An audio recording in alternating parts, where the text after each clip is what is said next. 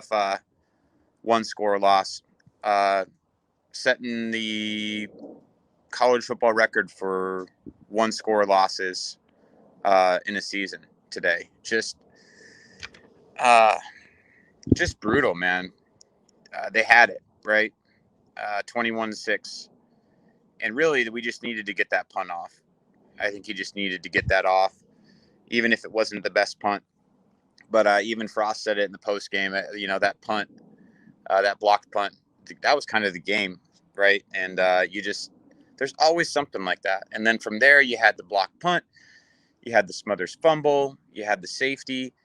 And I mean, even after all of that, you're still in the game. But then, you get the ball at the end, trying to go score. And I saw some stat that the Huskers are like 0 for 14 on their last drives where they need to score, which is just incredibly terrible. So yeah, I thought they had it today.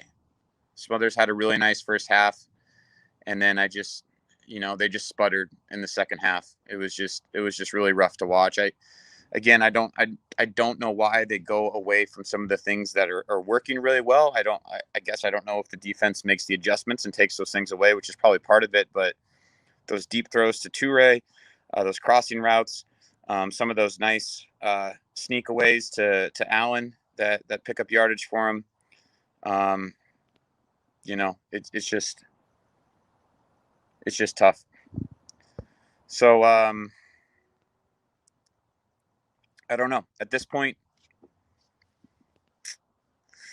I think Nebraska looks a lot different next year. Without talking too much about this game, at this point, I think everyone saw what happened. Another game they should have won. I guess before we talk about next year, maybe we could think about some of the highlights of today. Obviously, Toure and Ty Robinson had a good game. I thought Cam Taylor played well. We made our points after. I thought that the red zone offense was decent. I mean, they scored touchdowns, right? But just another game that they should have won, and we keep saying that. So, at some point, are you actually close? I mean, we talk about being close. So, at some point, are you actually close? And I don't really know. Your guess is as good as mine. I don't really know, because none of these games are turning into wins. I mean, you talk about 3-9, but even worse in my eyes is the conference record. I mean, being 1-8, one win in conference play. I mean, how can you not get lucky? How can you not get lucky a couple times and just win one of them besides Northwestern? It's just, it befuddles me sometimes how unlucky, cursed, at times poorly coached, poorly executing of the basics, punting, special teams, just the basics, man. It's rough. So I don't know. It's going to be another long off season.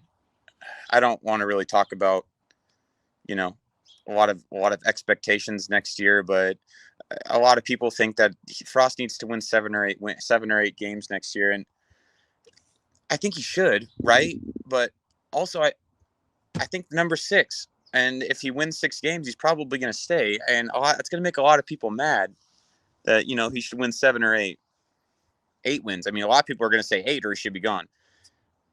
I don't know. I think that if he wins 6 games, he stays. But at the same time, could you not also see him winning? Could you not also see this exact same season happening next year?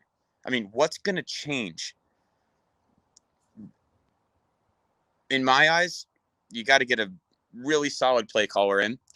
You got to have consistency at quarterback, and you got to figure out the offensive line.